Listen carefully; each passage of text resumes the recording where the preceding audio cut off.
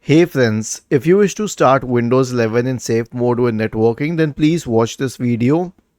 I will guide you through the process. So search for system configuration in the Windows search bar and open system configuration. Go to the boot tab.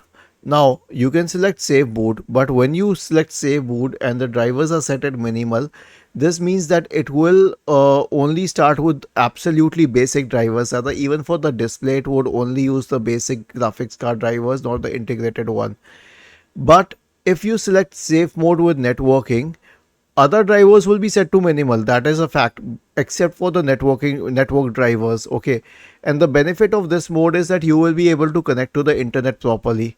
Otherwise, in the safe mode, you would not be able to connect to the internet, and that will help you a lot if you have to reset the computer. For example, if you wish to perform a cloud reset or something. Was this helpful? And lastly, just click on apply and OK to save the settings. Was this helpful?